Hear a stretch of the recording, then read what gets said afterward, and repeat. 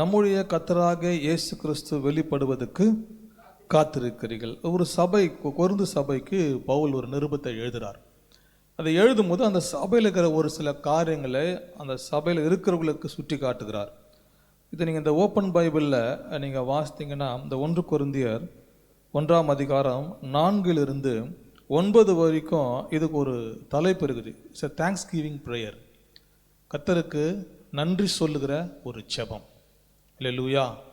அப்போஸ்தலனாகிய பவுல் கர்த்தருக்கு நன்றி செலுத்துகிறார். எதன் நிமித்தம்னா, இந்த கொரிந்து சபையில் காணப்படுகிற ஒரு சில காரியங்களை குறித்து அவர் கர்த்தருக்கு நன்றி செலுத்துகிறார். அந்த சபையை நன்றாய் அறிந்திருக்கிறார், அந்த சபையினுடைய காரியங்களை அறிந்திருக்கிறார். பவுல் மூலமாய் ஆவியானவர் ஒரு சில காரியங்களை இந்த சபையை குறித்து வெளிப்படுத்துகிறார். அதை சொல்லும்போது தேவனுக்கு நன்றியோடு சொல்லி இந்த காரியங்கள்லாம் அவர் சொல்லுகிறார். அவர் அந்த வசனத்தை பார்த்தீங்கன்னா 6ஆம் வசனம் சொல்லப்பட்டிருக்கும், அவர் மூலமாய் உங்களுக்கு அளிக்கப்பட்ட தேவ கிருபைக்காக நான் உங்களை குறித்து எப்போதும் என் தேவனை ஸ்தோத்தரிக்கிறேன். அங்கே ஒரு சில காரியங்கள் இருக்குது. நம்ம 4ஆம் வசனத்திலேருந்து அப்படியே 6 வரைக்கும் 6 வரைக்கும் வேணாம், 7 வரைக்கும் வாசிப்போம். 4 வாசிங்களேன். ஒரு காரியம் சொல்றாரு, அந்த சபைக்குள்ள எப்படி இருக்குன்னா, கிறிஸ்துவை பற்றிய சாட்சி உங்களுக்குள்ளே ஸ்திரப்படுத்தப்பட்டபடியே. இயேசு கிறிஸ்துவுக்குள்ளாய் எல்லா உபதேசத்திலும் எல்லா அறிவிலும் மற்ற எல்லாவற்றிலும் சம்பூர்ணம் உள்ளவர்களாக ஆக்கிருக்கப்பட்டபடியால் தேவ கிருபைக்காக ஸ்தோத்தரிக்கிறேன். அப்படியே எந்த ஒரு ஆவிக்குரிய வரத்திலும் கொரிந்து சபை குறைவில்லாதவர்களாய் காணப்படுகிறார்கள்.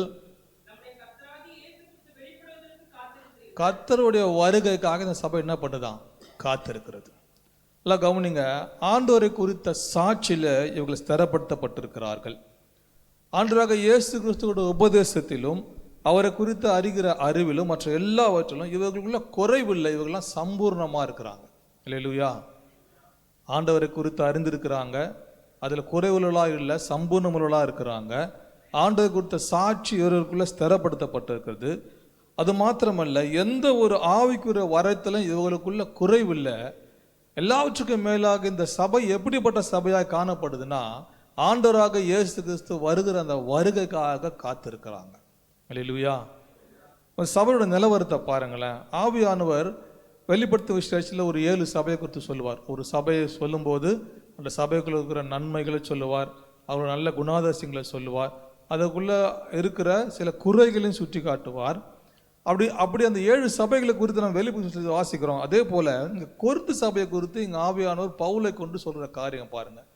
அப்போ ஒரு சபையானது ஆவியானவருடைய பார்வையில் இருக்கிறது என்பது என்ன செய்யணும்? நம்ம எல்லாமே தெளிவாக அறிந்து கொள்ளணும். சபை என்பது கர்த்தருடைய பார்வையில் இல்லை, அது கர்த்தர் பார்க்கல அப்படின்ற எண்ணம் இல்லாமல் இருக்கிறது ரொம்ப ரொம்ப அவசியம். தாவீது சொல்லுவார், உங்களுக்கு மறைவா நான் எங்கே போவேன் ஆண்டவரே? ஒரு இடமும் கர்த்தருக்கு மறைவானது இல்லை. நம்ம எங்கேயும் நம்ம கொண்டு போய் ஒழித்து கொள்ள முடியாது. நீங்கள் இந்த 4 - 7 வரைக்கிற வசனங்களுடைய சாராம்சம் என்னன்னா, கர்த்தர் தம்முடைய ஆவியானவரை கொண்டு சபை என்ன செய்கிறார்? கண்காணித்து கொண்டே இருக்கிறார். இந்த சபை எப்படிப்பட்ட சபை? அநேக சபைகள் விழுந்ததை நீங்கள் கொஞ்சம் மாதம் முன்னாடி கேள்விப்பட்டிருப்பீங்க. அவங்களும் தான் ஆராதிச்சாங்க, வித்தியாசமாக ஆராதிச்சாங்க, வித்தியாசமாக காரியங்கள் இருந்தது. சபைகள் மூடப்பட்டதும் விழுந்ததும் ஊழியக்காரர்களை விழுந்ததும் நீங்கள் ஒரு கேள்விப்பட்டிருக்கலாம், உங்களுக்கு மீடியாவில் பார்த்துருக்கலாம், இல்லை செய்தியில் கேள்விப்பட்டிருக்கலாம்.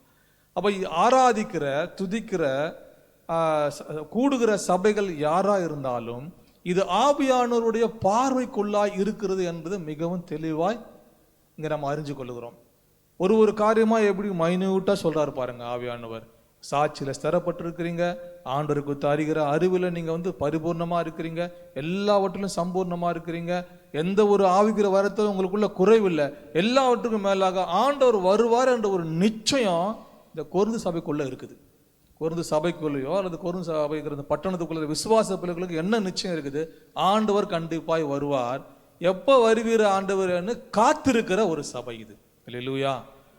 பரவாயில்ல, நாமும் தான் ஒரு சபை. கொஞ்சம் அப்படியே நம்ம கொஞ்சம் அப்படியே இந்த வசனங்கள் கூட நம்மளை ஒப்பிட்டு நம்முடைய ஆவிக்குரிய நிலவரங்களை கொஞ்சம் ஆராய்ந்து பார்த்து பாருங்களேன்.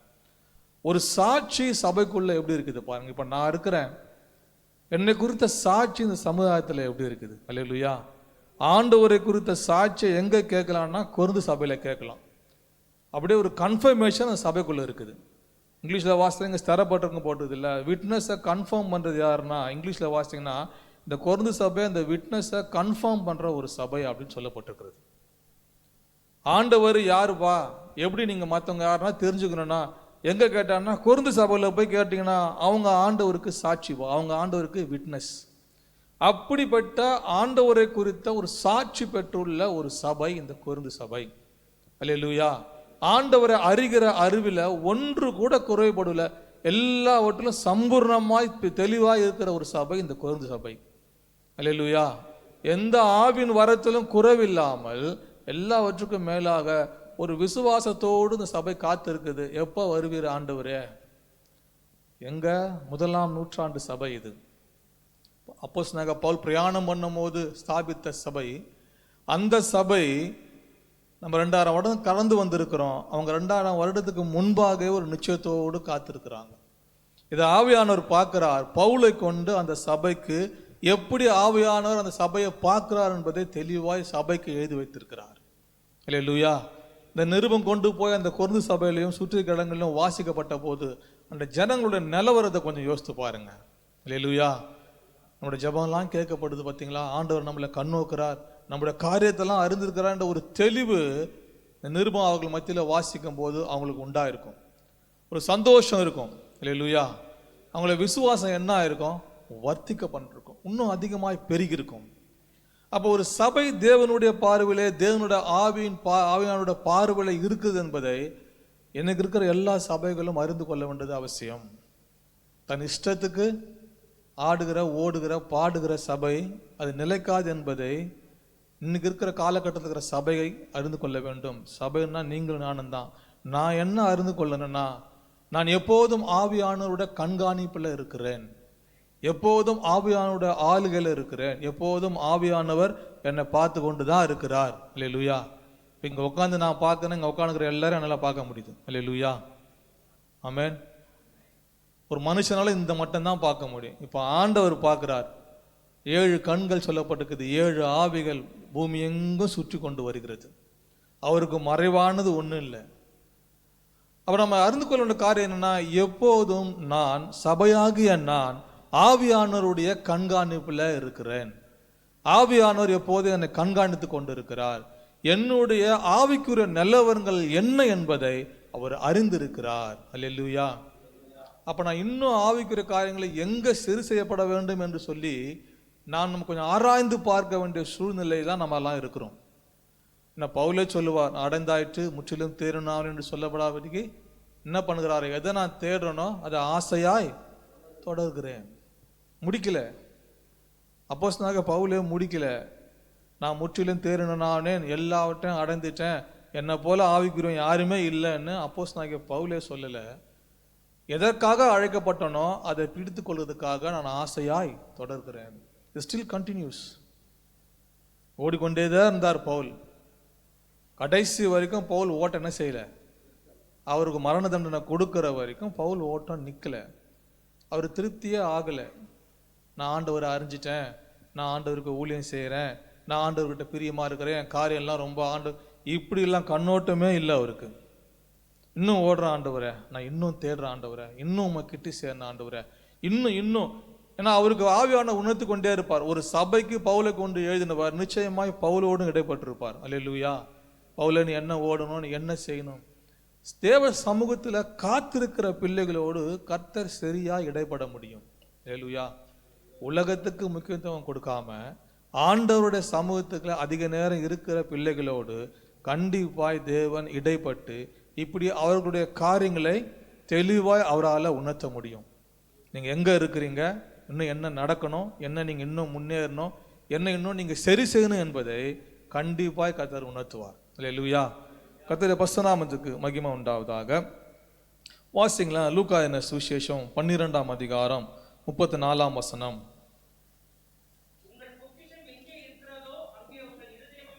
அவ்வளோதான், காரியத்தின் கடத்தொகை அதான்.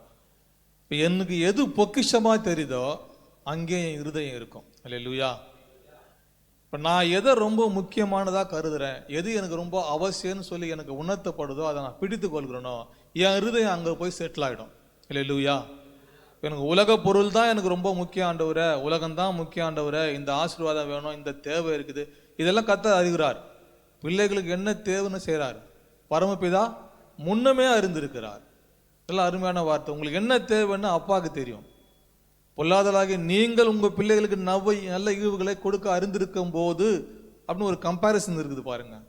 மாம்சமான பெற்றோர்களே பிள்ளைகளுக்கு என்ன செய்யணும், பெற்றோர்களுக்கு என்ன செய்யணும், இப்படி எல்லா உறவுகளுக்கு என்ன செய்யணும்னு மாம்சமான மனுஷனே அறிந்திருக்கும் போது அவர் பரம தகப்பன் இல்லையா, அவருக்கு தெரியாதா என்ன நம்மளுக்கு தேவைன்னு?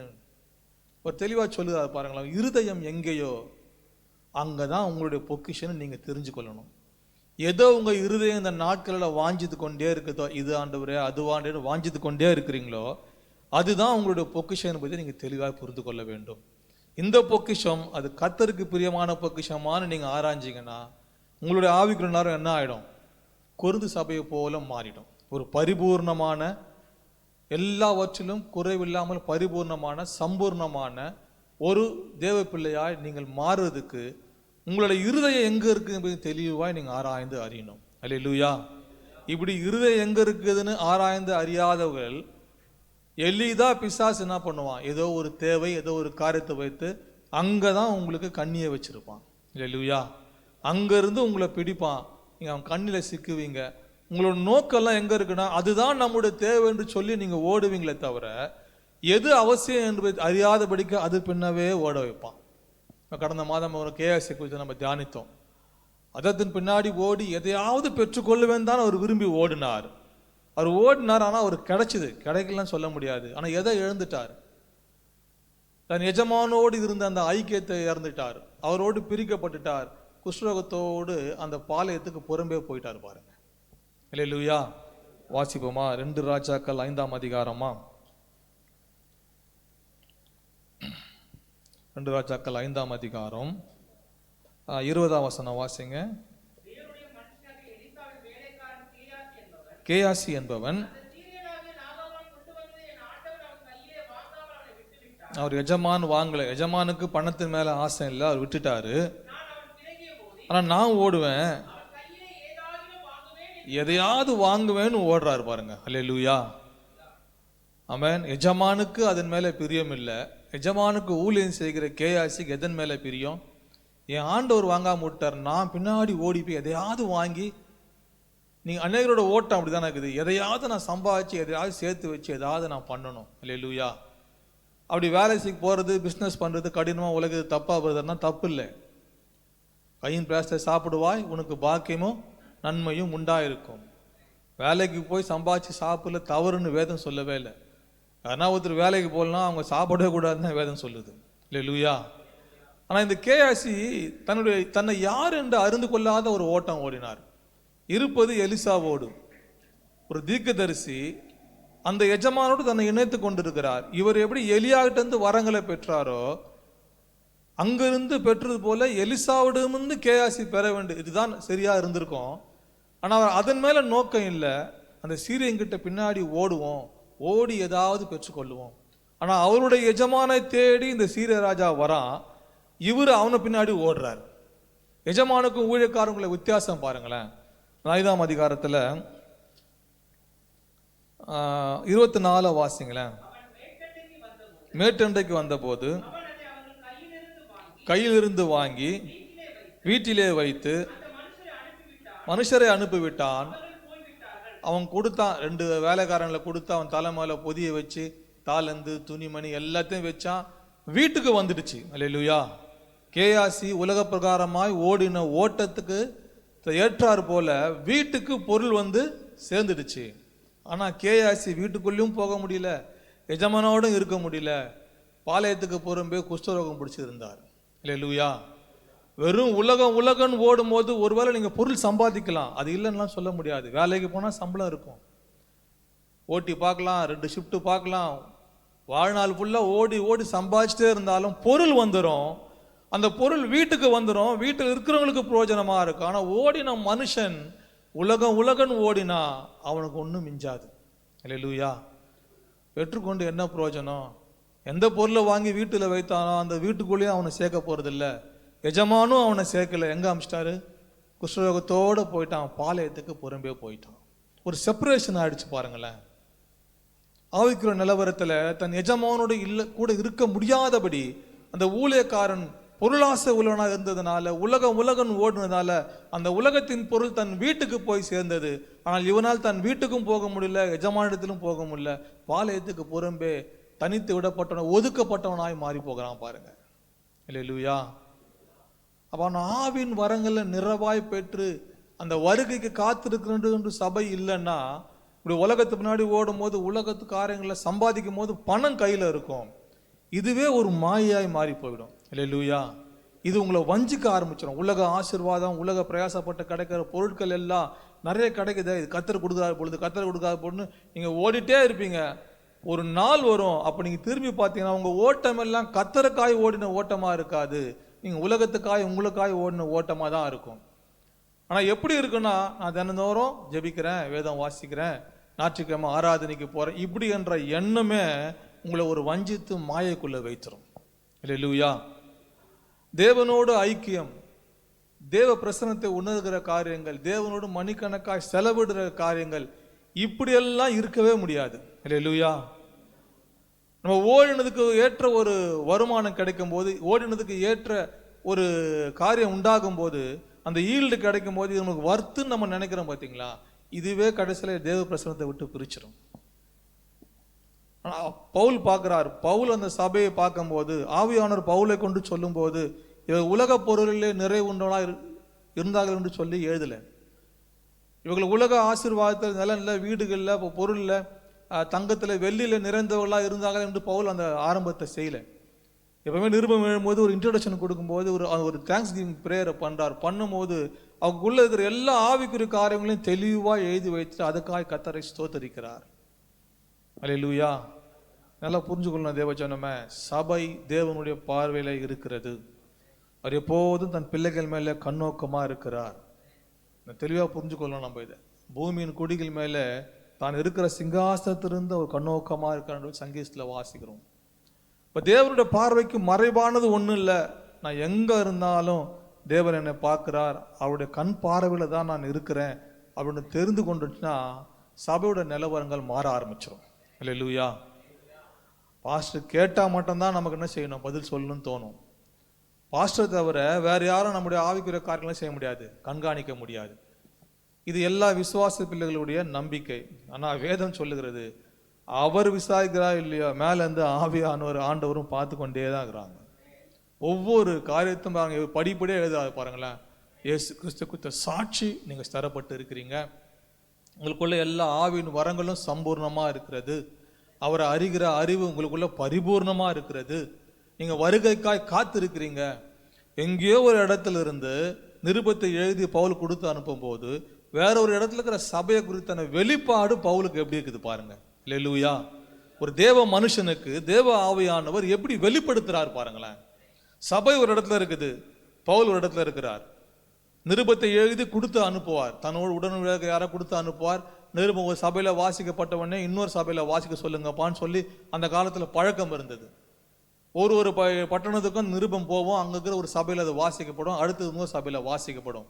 மொத்தமாய் கொரிந்து குறித்து ஆவியானவர் பவுலுக்கு வெளிப்படுத்தின காரியத்தை பாருங்க. எங்கே இருக்கிற மனுஷனுக்கு இன்னொரு இடத்துல இருக்கிற ஆவிக்குரிய பிள்ளைகளுடைய வாழ்க்கையின் நிலவரங்களை அவரோட தெளிவாய் வைத்துக்கிறார் பாருங்களேன்.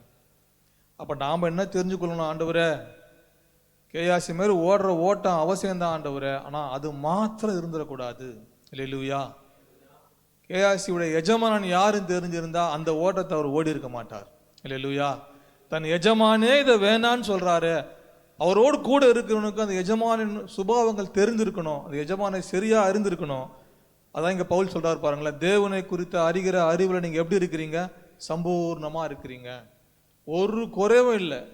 உங்கள் தேவன் யாருன்னு கேட்டீங்கன்னா நீங்க தெளிவா மற்றவங்களுக்கு சொல்லுவீங்க. ஏன்னா அவரை பற்றி அறிகிற அறிவுல நீங்க பரிபூர்ணமும் சம்பூர்ணமா இருக்கிறதுனால எங்க போனாலும் உங்கள் தேவன் யாருன்னா உங்களால சொல்ல முடியும். ஆனா கேயாசி எஜமானோடு இருந்தார். அவர் சரியா புரிஞ்சு கொள்ளல. தன் எஜமானன் யார், எஜமான் யாரிடத்திலிருந்து வரங்களை பெற்றார், எப்படிப்பட்டவர்னு புரிஞ்சு கொள்ள முடியல. கூட இருக்கிறது ஒரு ஆவிக்குரிய எஜமானா இருந்தாலும் ஊழியக்காரனுக்கு அந்த வெளிப்பாடுகள் இல்லை. அல்லேலூயா. ஏன்னா சிந்தை முழுக்க அந்த ஆவிக்குரிய காரியங்களை பெற்றுக்கொள்ள வாஞ்சை இல்லை. உள்ள இருந்த எண்ணங்களும் சிந்தைகளும் வேற. அதன்படி தான் சிந்தித்தார், அதன்படி தான் ஓடினார். ஆமென். பிசாசு அழகா அவர் வஞ்சிதான் பாருங்களேன். நீ ஓடு கேயாசி, உலகப்பூர்வமான ஓட்டத்தை ஓடு, கண்டிப்பா உனக்கு பொருள் வரும். அவன் நினைச்ச மாதிரியே பொருள் கிடைச்சிச்சு, வீட்டுக்கு போயிடுச்சு பொருள். அல்லேலூயா. அது எதற்காக அவர் அங்க இருந்தாரோ, எதற்கு ஊழியக்காரன் அவனுக்கு கூட இருந்தாரோ, அந்த சித்தம் நிறைவேறல பாருங்க. அல்லேலூயா. கர்த்தருடைய பரிசுத்த நாமத்துக்கு மகிமை உண்டாவதாக. தொடர்ந்து வாசிப்போம். மத்தேயு சுவிசேஷம் 15ஆம் அதிகாரம் 8ஆம் வசனம் வாசிங்களேன். ஜனங்கள் வாயினால் என்னிடத்துல சேர்ந்து தங்கள் உதடுகளினால் என்னை கனம் பண்ணுகிறார்கள், இருதயமோ. அல்லேலூயா. இதுதான் கேயாசி நிலவரம். இதான் அவரும் எஜமான கூட தான் இருந்தார். எஜமானோட எல்லா ஊழியங்களும் கூட தான் இருந்தார். ஒரு ஜெபிச்சிருப்பார், துதிச்சிருப்பார், பாடி இருப்பார்னு வச்சுக்கோங்களேன். தன் வாயினாலே அவர் ஆண்டவரை சேர்ந்திருந்தார், உதடுகளினாலே அவரை கனம் பண்ணினார். ஆனால் இருதயம் தூரமாய் விலகி இருக்கிறது.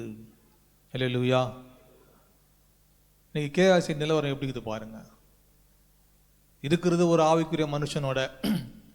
ஒருவேளை அவர் ஜெபிச்சா கூட சேர்ந்து இவரும் ஜெபிச்சிருக்கலாம், எல்லா ஆவிக்குரிய காரியங்களும் செய்திருக்கலாம். ஆனால் அது எப்படி இருந்ததுன்னா வெளியரங்கமாய் மாம்சத்துக்கு மாத்திரம்தான் அது இருந்துச்சு. உள்ள இருக்கிற இருதயத்துடைய எண்ணமே எங்க இருந்தது? அது வேற எங்கேயோ இருந்துச்சு. அதுதான் முந்தைய வசந்த வாஸ்தவம். உங்கள் இருதயம் எங்கேயோ அதுதான் உங்களோட பொக்கிஷன் முடிவு பண்ணிக்கோங்க. அல்லது உங்க பொக்கிஷன் எதை நீங்க நினைக்கிறீங்களோ அங்கதான் உங்க இருதயம் இருக்கும். இல்லையா? உங்களுடைய பொக்கிஷன் எதை நீங்க முடிவு பண்றீங்களோ அங்கதான் உங்க இருதயம் வாஞ்சித்து அதை தான் நாடி தேடிட்டே இருக்கும்.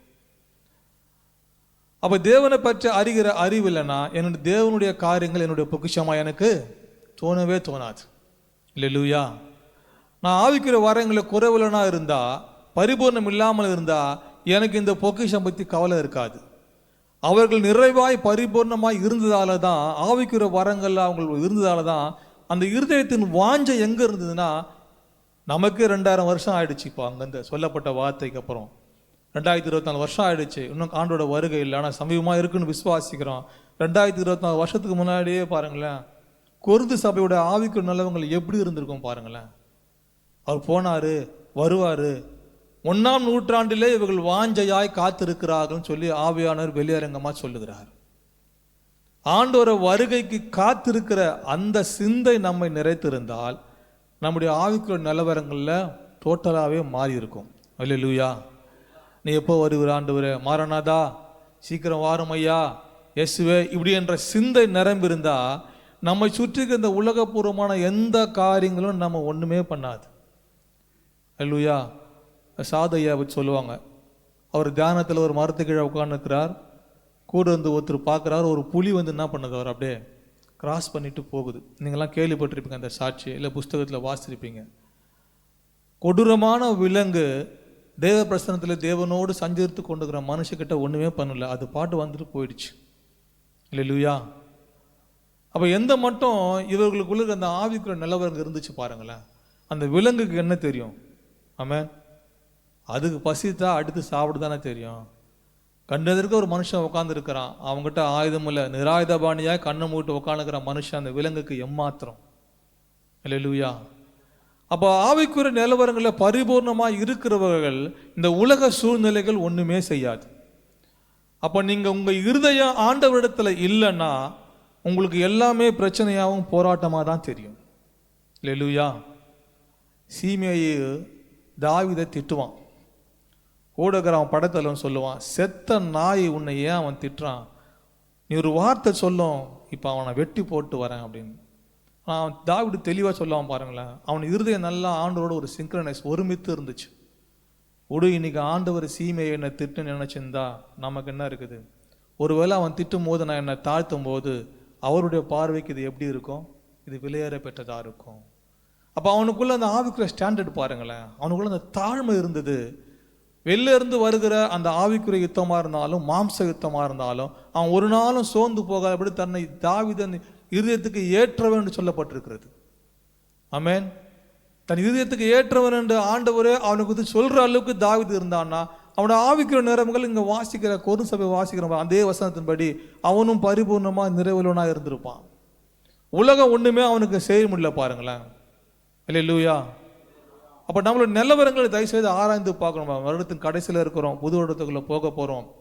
ஒரு வருடமும் கடந்து போகும்போது வருகைக்கு நம்ம இன்னும் நம்மளை ஆயத்தப்பட்டு கொண்டே இருக்கணும். இப்போ ஃபுல்பீட்டில் இருக்கிற வசனமே அதான், தேவனாய கர்த்தரை சந்திக்கும்படி ஆயத்தப்படும். நம்ம சபையினுடைய ஒரு மோட்டோவே அதான். இப்போ அல்லேலூயா. சபைக்கு ஆண்டவர் கொடுத்துக்கிற ஒரு பெரிய தீர்க்க தரிசனமான வார்த்தை என்னன்னா, கர்த்தர் வருகை கண்டிப்பாக இருக்கிறது, நீங்கள் அது ஆயத்தமாக இருங்கள். அப்படி நீங்கள் உங்களுடைய சிந்தையை நீங்கள் சரி செய்யலைன்னா, நல்லா புரிஞ்சுக்கொள்ளுங்க, உங்கள் சிந்தை அப்படி ஒரு எண்ணத்தோடு இல்லாமல் இன்னும் உலகம் பிரச்சனை பாடுன்னு இருக்குதுன்னா, நம்ம இன்னும் அந்த காரியங்கள்லேருந்து விடுவிக்கப்படலன்னு தான் அர்த்தம். அல்லேலூயா. எங்கே நம்மளை பிசாசு கட்டி வச்சுக்கிறான்னா, இந்த மாதிரி காரியங்களில் சிந்தை போகாதபடி வேறு எந்த காரியத்தில் போச்சுன்னா அதுதான் நம்ம அவன் பிடித்து வைத்திருக்கிற இடம். அவனோட ஸ்ட்ராங் ஹோல்ட்லாம் அதான். அதுதான் இன்னைக்கு என்ன பண்ணணும்னா மடங்கடிக்கப்படணும். அல்லேலூயா. அந்த காரியங்களை சிதறடிக்கப்பட்டுட்டா, அது உடைக்கப்பட்டுட்டா, உங்களோட எண்ணங்கள்லாம் மாற ஆரம்பிச்சு, உங்களோட சிந்தை எல்லாம் மாற ஆரம்பிச்சிடும். ஏன்னா இப்போ எங்கே நான் பிடிக்கப்பட்டிருக்கேன்னு தெரியாமல் இருக்கிறதுனால தான் நான் அப்படியே குழப்பத்தில் இருக்கிறேன். அல்லேலூயா. ஏன் அந்த கன்ஃபியூஷன் ஸ்டேட் ஆஃப் மைண்ட்னா, எனக்கு நான் சபைக்கு போகிறேன், நான் ஆண்டவரை ஆராதிக்கிறேன், துதிக்கிறேன், வாசிக்கிறேன், ஜெபிக்கிறேன்ற அந்த ஒரு மைண்ட் செட்டோட போயிட்டு தவிர, நான் வாசிக்கிறபடி வாயினாலே நான் தேவனை சேர்கிறேன், உதடுனாலே அவரை கனம் பண்ணுகிறேன், அதெல்லாம் உண்மைதான். என் இருதயம் அந்த பக்கம் போகலை, இருதயம் வேறு பக்கத்தில் இருக்குது. அல்லேலூயா. என்னோட மாம்சம் வேறு விதமாக இருக்குது, என்னோட சிந்தை, என்னோட இருதயத்தின் வாஞ்சைகள் எல்லாம். அந்த ஸ்கூலில் சொல்லுவாங்க பார்த்தீங்களா, பையன் எப்படி இருப்பான்? ஆமாம், கண்ணு திறந்துருக்கும், ஆனால் பையன் தூங்கிட்டு இருப்பான். ஃபிசிக்கலி ப்ரெசன்ட், அவன் மென்டலி எங்கே அவன் ஆப்சண்ட் அவன். அல்லேலூயா. கண்ணு திறந்த மாதிரியே இருக்கும், பையன் பாடம் கவனிக்கிற மாதிரி இருக்கும், ஆனால் உண்மையிலே இல்லை, அவன் கண்ணு சொருகி நல்லா தூங்கிட்டு இருப்பான். கேள்வி கேட்கும்போது தான் தெரியும் அந்த பையன் உண்மையிலே இங்கே அட்டென்ஷனாக இருந்தானா இல்லையான்னு. அல்லேலூயா. இப்படி கீழே கவுந்துன்னு புக்கை அவங்க நடத்துகிறாங்கன்னா இப்படி கீழே புக்கை பார்த்து நிற்கிற மாதிரி நிறைய பேர் தலை கீழே குஞ்சான் வச்சுருங்களேன். கிட்ட போனால் தான் தெரியும் அவன் நல்லா தூங்கிட்டு இருப்பான். டீச்சர் நடத்திட்டு இருப்பாங்க, ஸ்டூடெண்ட்ஸ் என்ன பண்ணியிருப்பார்? தூங்கிட்டு இருப்பார். அவன் உடம்பு அங்கே தான் இருக்குது, அவன் என்ன விலகணுமோ எங்கே ராத்திரி தூங்காமல் இருந்தான்னு தெரியல. டோட்டலாக அவன் இருதயம் எல்லாம் இந்த பாடத்தில் கவனமாக இல்லாமல் அவன் சோர்வு நிமித்தம் இருதயம் வேற எங்கே தூக்கத்தை விரும்பி போயிட்டுருக்கோம். தூக்கத்தை விரும்பினால் நீ தரித்திரனாவான்னு வேதம் சொல்லுகிறது. அவள் விழிப்புடன் இருக்க வேண்டிய சபை. சாதாரணமாக தூங்குற தூக்கத்தை சொல்லலை, ஆவிக்குரிய தூக்கத்தை சொல்கிறேன் நான். கண் சொருகி போய் தூங்குற ஒரு ஆவிக்குரிய மயக்கத்தை பிசாசு எளிதாக உண்டாக்குவான். அதுக்கு அவன் பயன்படுத்துகிற காரியம் என்னென்னா, நம்மளுடைய தேவைகள் தான், நம்முடைய சூழ்நிலைகள், நம்முடைய தேவைகள். இதை ஆண்டவர் பார்த்துப்பார், எனக்கு ஒரு குறைவு இல்லைன்னு நீங்கள் முழு நிச்சயமாக விசுவாசித்தீங்கன்னா அது சந்திக்கப்பட்டுடும். ஆனால் அது சந்திக்கப்படல, ஒரு சஞ்சலம் வருதுன்னு வச்சுங்களேன், குழப்பத்தில் இருந்து வச்சுங்களேன், நம்ம டைவர்ட் ஆகி அங்கே போயிடுவோம். ஆண்டவரோடு இருக்க வேண்டிய அந்த நேரங்களை விட்டுடுவோம்.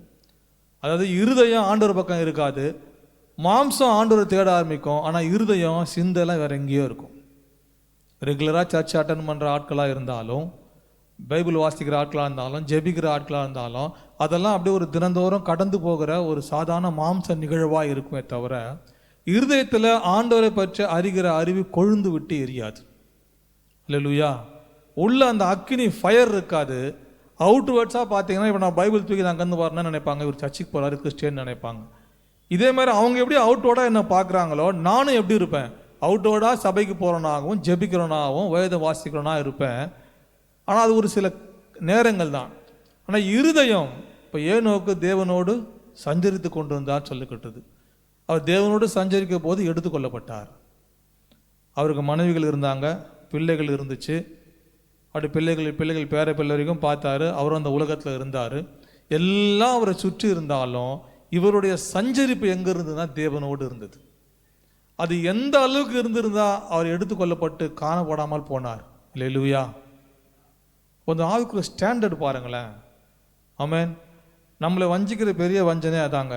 ஆமாம், நீ கிறிஸ்டியன், அப்புறம் நீ ஆவிக்குரிய சபைக்கு போகிற, வாரம் கரெக்டாக போகிற, காணிக்கை கொடுக்குற, தசமபாகம் கொடுக்குற, வீட்டில் பைபிள் வாசிக்கிற, ஜெபிக்கிற, அவ்வளோதான் நீ யார், நீ 100% பர்ஃபெக்ட்னு ஈஸியாக என்னை பிசாசு ஏமாற்றிடுவான். ஆமாம், நம்ம தான் சர்ச்சுக்கு போகிறோமே, நம்ம தான் பைபிள் வாசிக்கிறோமே, நம்ம தான் ஜெபிக்கிறோமேன்னு.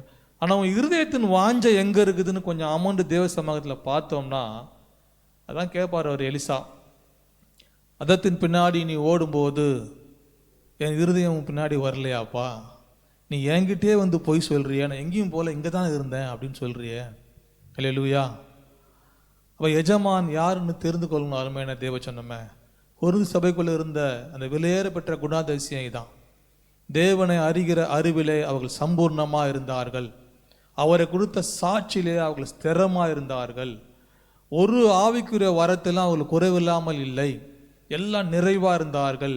இவை என்ன செய்தது என்றால், இவர்கள் இருதயத்தை அவருடைய வருகைக்காய் அவளை ஆயத்தமாக்கி எப்போ வருவார் என்ற ஒரு காத்திருப்பை அந்த உள்ளத்தில் அது வைத்தது. அல்லேலூயா. உங்களை ஆவிக்குரிய ஸ்டாண்டர்ட் அது சரியாகும் போது, தேவனோடு இருக்கிற ஐக்கியம், உங்களை இருதயம் தேவனை வாஞ்சித்து கதரும் போது, அந்த வாஞ்சையும் அந்த கதறுதலும் உங்களை வருகைக்கு ஆயத்தமாக்கிடும். இல்லே? ஆமென். கர்த்தருடைய பரிசுத்த நாமத்துக்கு மகிமை உண்டாவதாக. வாசிப்போம். கொலோசியர் 3ஆம் அதிகாரம் 1-2 வசனங்களை வாசிங்களேன்.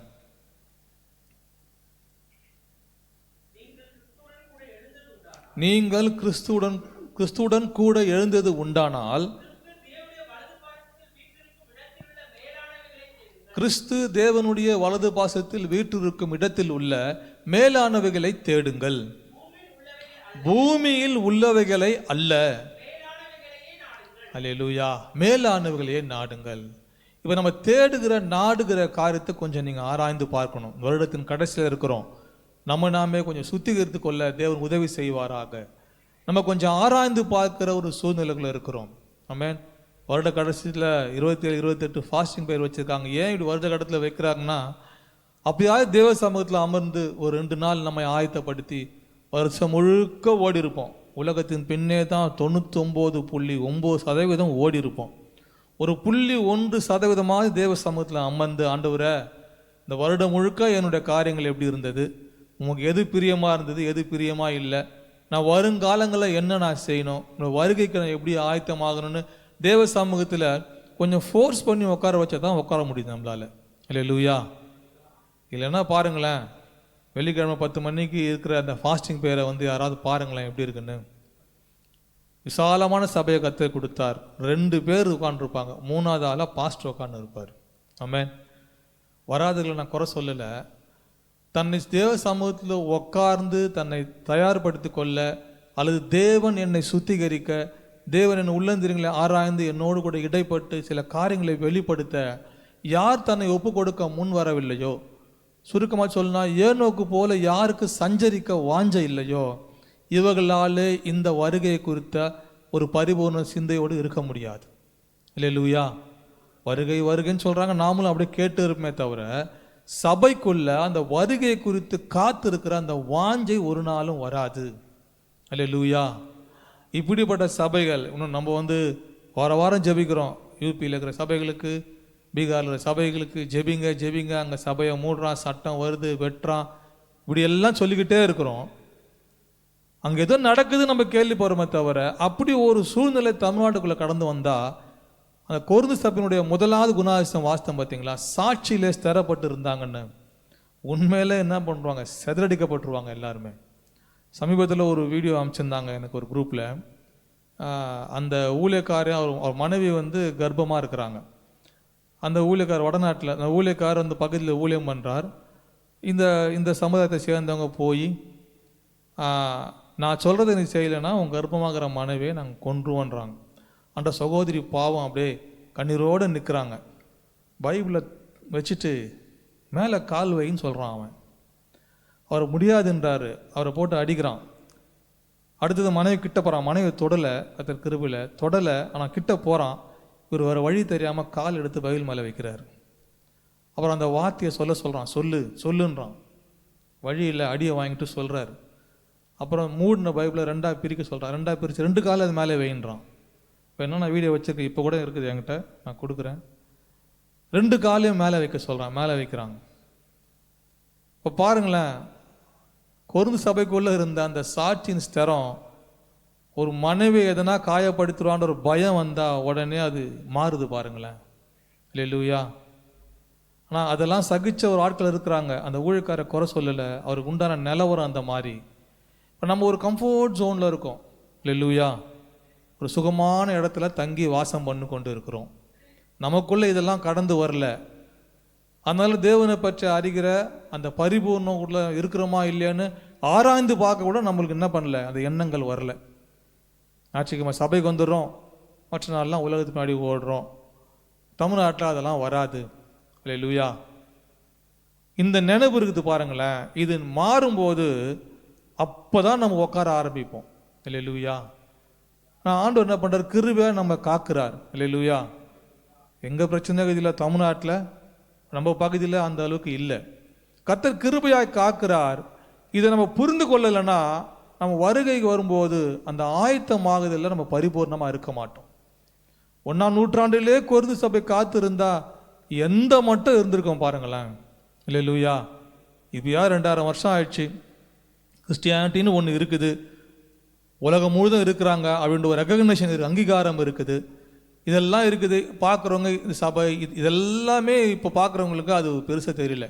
ஆனால் ஆரம்ப நாட்களில் பாருங்கள், பவுல் பிரயாணம் பண்ணி பிரசங்கம் பண்ணும் போது தான் அவனுக்கு தெரியும் ஆண்டவராக இயேசு கிறிஸ்து இருந்தார்னு. அறியாத தேவனுக்குன்னு மார்ஸ் மேடையில் எழுதி வைத்திருப்பானுங்க. இங்கே போய் எக்ஸ்பிளைன் பண்ணுவார்ப்பா, நீங்கள் ஆராதிக்க அறியாத தேவன் யார், தேவன் யாருன்னே அறியாத ஒரு கூட்டத்தின் மத்தியில் சத்தியம் சொல்லப்படுகிறது. அவர்களை ஏற்றுக்கொள்கிறார்கள், ஆண்டவருக்காய் வைராக்கியம் பாராட்டுகிறார்கள், அவரை அறிகிற அறிவிலே பரிபூர்ணமாகிறார்கள். அவர் வருகைக்காய் ஆவியின் வரங்கள் எல்லாம் பரிபூர்ணமாக பெற்று குறைவில்லாதவர்களாய் வருகைக்கு காத்திருக்கிறீர்கள் என்று சொல்லி ஆவியான அவங்களை குறித்து சாட்சி கொடுக்கிறார். ஒன்றுமே பேஸே இல்லை. இப்போ நமக்காவது 2000 வருஷம் கழித்து ஒரு நல்ல பேஸ் இருக்குது, உலகம் முழுக்கா இருக்குது, எல்லாரும் பேசுகிறாங்க, பெரிய பெரிய நாடுகளில் இருக்குது. யாரும் அறியாத அங்கீகரிக்காத இயேசு கிறிஸ்துவை சீஷர்களை தான் கிறிஸ்டியன் சொன்னாங்களே தவிர ஆண்டவரை சொல்லலை.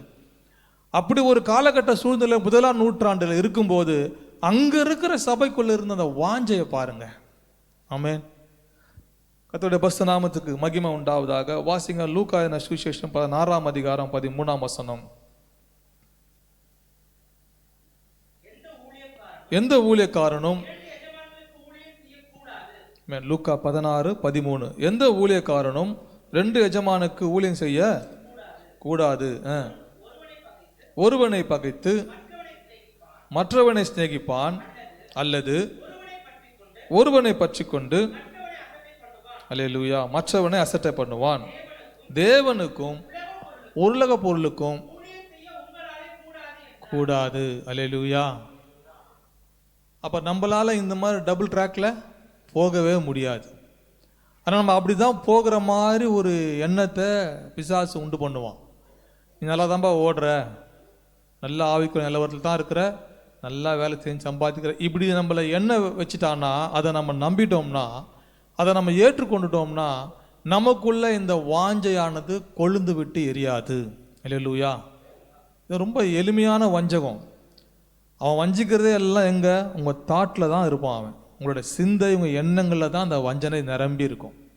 நீ செய்கிறதுலாம் கரெக்டு தான்ப்பா, கரெக்டாக போகிற, கரெக்டாக இருக்கிற, கரெக்டாக வேலைக்கு, இதெல்லாம் சொல்லிடுவான். இப்போ நமக்குள்ளேயே நம்ம எல்லாத்திலும் பரிபூர்ணமாக இருக்கிறோன்ற ஒரு எண்ணம் வந்துடும். அதற்கு மேலாக தேவனை அறிந்து கொள்ள வேண்டும், இன்னும் கிட்டி சேரணும், இன்னும் வருகைக்கு நான் ஆயத்தமாக என்ன பண்ணும் அப்படின்ற எண்ணமே, அதாவது அதை பற்றி நம்ம எண்ணாமல் போகபடியாக செய்திருவான். நமக்கு அந்த ஒரு தாட்டே வராது, இதெல்லாம் சரி பண்ணணும், இதெல்லாம் செய்யணும் கொள்ளணும், அதுவே இருக்காது. வருவோம் போவோம் வருவோம் அப்படியே இருப்போம். நான் நாட்கள் முடிவில் நம்ம ஆராய்ந்து பார்க்கும்போது நமக்குள்ள இருக்கிற குறைவைகளை நம்ம எப்போ ஆராய ஒப்பு கொடுக்குறோமோ, சங்கீதக்காரன் சொல்லுவான்ல, நிலவரமான ஆவியே எனக்கு தாங்கப்பா, என்னை உள்ளந்திரங்களை ஆராய்ந்து பாருங்க, நீங்கள் என்னை சுத்திகரிங்க, அறிகிற அறிவுனா என்னை நிரப்புங்க அப்படின்னு நம்ம உட்காந்து தேவ சமூகத்தில் கேட்கும்போது தான் இந்த காரியங்களை பற்றி அறிந்து கொள்ள முடியும். அவன் சபைக்கு வர்றதை குறித்தோ, நீ வேதத்தை வாசிக்கிறதை குறித்தோ, செபிக்கிறதை குறித்தோ பிசாசுக்கு ஒரு கவலையும் இல்லை. ஆனால் தேவனை பற்றி அறிகிற அறிவில் நீங்கள் வளரணும், இன்னும் நான் நிறைய கற்றுக்கொள்ளணும், இன்னும் ஆண்டவரை கிட்டி சேரணும் என்ற எண்ணத்தை உணர்வை ஆவியானவர் கொடுக்கும்போது, நீங்கள் அதுக்கு ஏற்றாய் போல் நடக்கும்போது தான் உங்களோட யுத்தம் பண்ண ஆரம்பிப்பான். அது வரைக்கும் உங்களுக்கும் அவனுக்கு என்ன இல்லை, பகையே இல்லை. ஆமென். அது வரைக்கும் எனக்கும் சாத்தானுக்கு என்ன இருக்குது, நல்ல ரிலேஷன்ஷிப் தான். நாங்கள் ரெண்டு நல்ல ஃப்ரெண்ட்ஸாக தான் இருக்கிறோம். என்னைக்கு நான் இந்த உலகத்தோட ஆண்டவர் தான் முக்கியம், இருதயம் அதை வாஞ்சிக்கணும், வருகைனா என்ன, நான் என்ன ஆயத்தமாகணும், என்ன பெற்றுக்கொள்ளணும், என்ன இன்னும் குறைவு இருக்குது அப்படின்னு கொஞ்சம் தேவ சமூகத்தில் உட்காந்து என்னை ஆண்டவர் ஆராய்ந்து பார்க்க நான் விட்டு கொடுக்கும்போது அவன் புரிஞ்சுப்பான், ஓஹோ இவன் தேவனை கிட்ட சேர போகிறான். இப்போ தான் அவனுடைய மாயமாலங்கள்லாம் வரும், தந்திரங்கள் வரும், போராட்டங்கள்லாம் வரும்.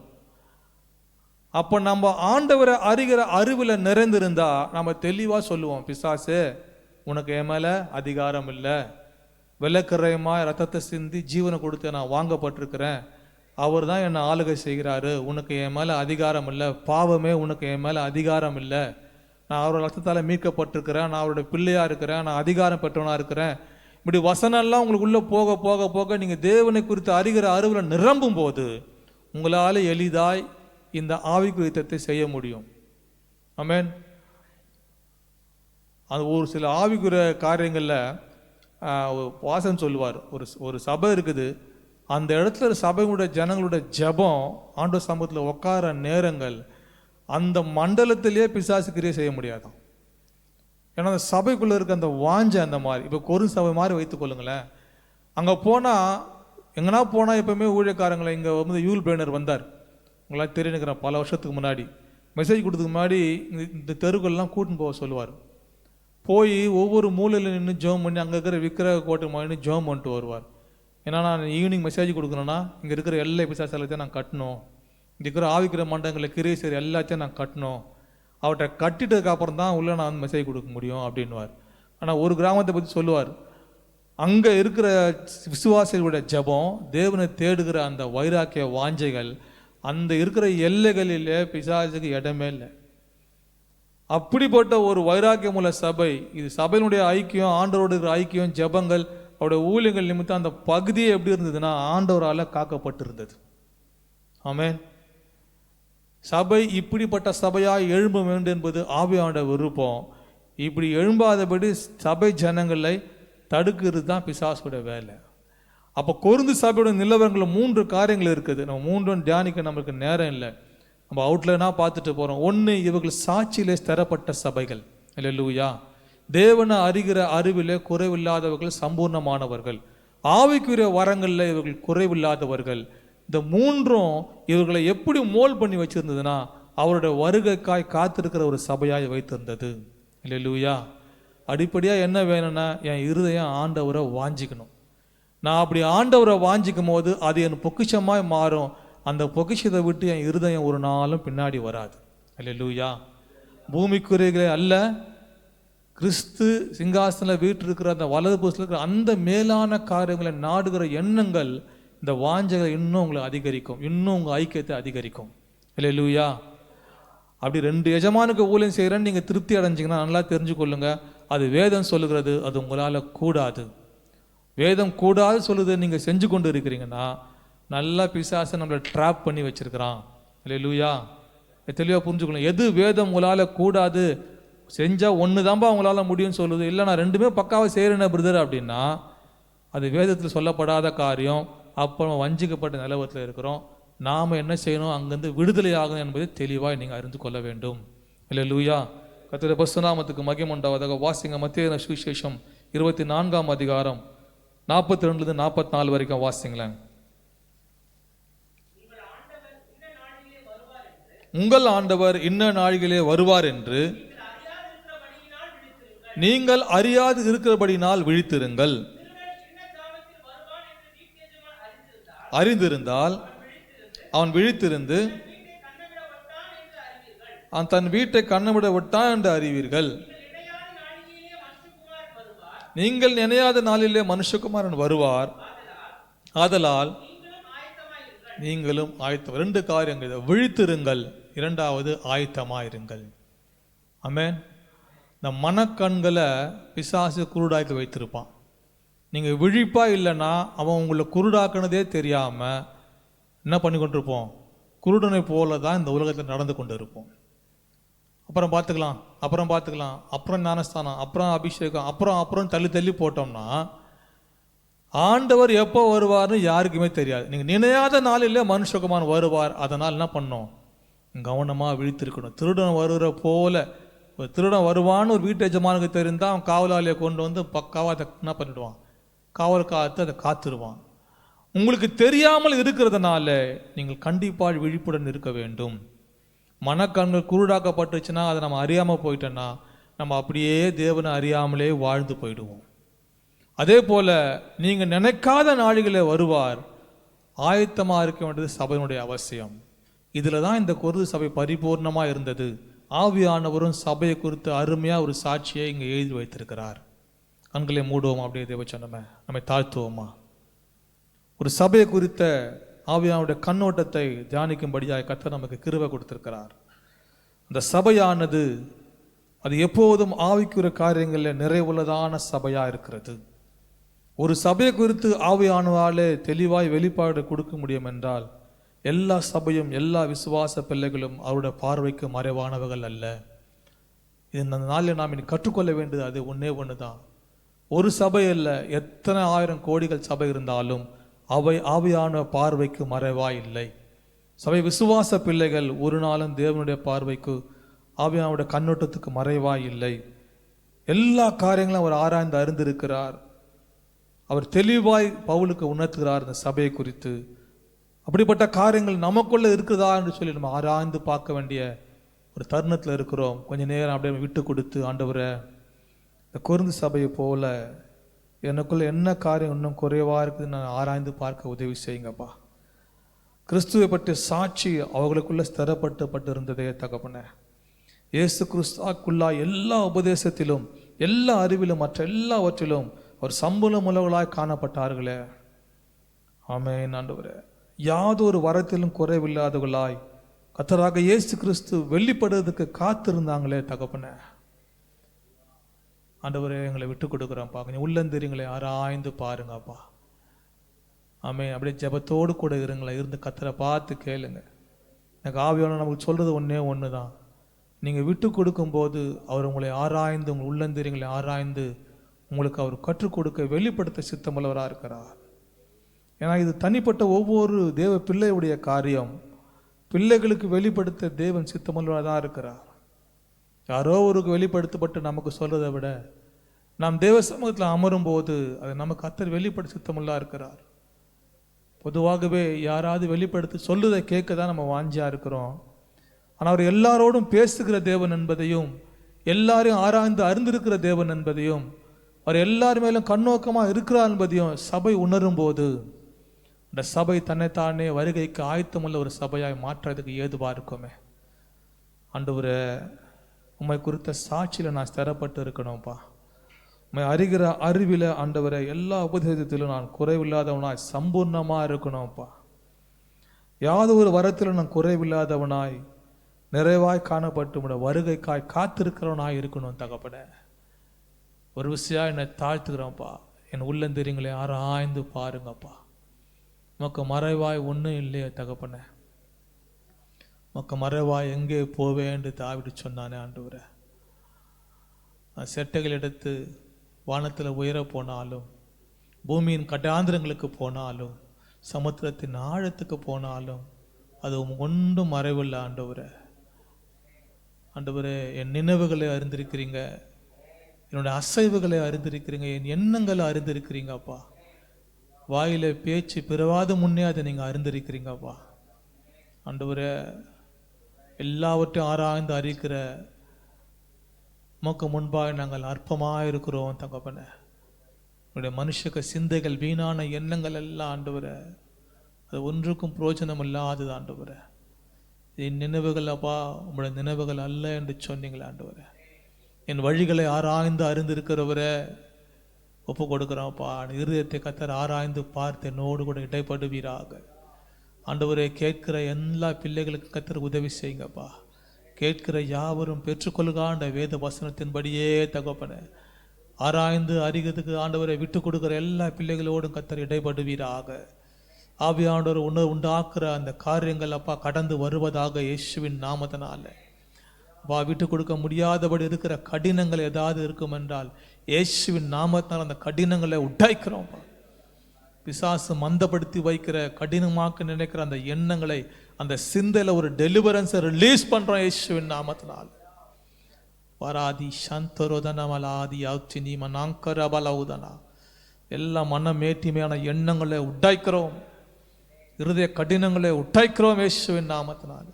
ஆவியானவர் உணர்வு உண்டாக்கும் போது எதிரியா நிற்கிற எல்லாவற்றையும் இயேசுவின் ரத்தத்தின் வல்லமையினால மடங்கடிக்கிறோம்பா. தாக்குலாதி எதனமா நுகங்களை முறிக்கிற ஒரு அபிஷேகம் வரட்டும். ஜனங்களுடைய இருதயத்தில் ஆண்டவர் வாஞ்சிக்கிற அந்த வாஞ்சை கொழுந்து விட்டு எரியட்டும். தகப்ப ரிபகலாதியௌதினி சகரத்தன மனோத்திரிமலங்கரபலபா. ஆவியானவரே, எங்களுக்கு ஒத்தாசை செய்ததுக்காக நன்றி, எங்களை இம்மட்டும் நடத்தினதுக்காக நன்றி, வார்த்தைகளாலே எங்களை பலப்படுத்துறதுக்காக நன்றி சொல்லுகிறோம்ப்பா. இந்த கொரிந்து சபையை போல ஆண்டவரே எல்லா சபையும் இருக்கணும்னு நீங்கள் விரும்புகிறீங்க. இந்த வாஞ்சை எங்கள் மத்தியில் கர்த்தர் நாளில் வைத்ததுக்காக ஸ்தோத்திரம். தொடர்ந்து நடத்தும்படியாக எங்களை ஒப்பு கொடுக்குறோம், தாழ்த்துக்கிறோம். இயேசுவின் நாமத்தினால பிதாவே.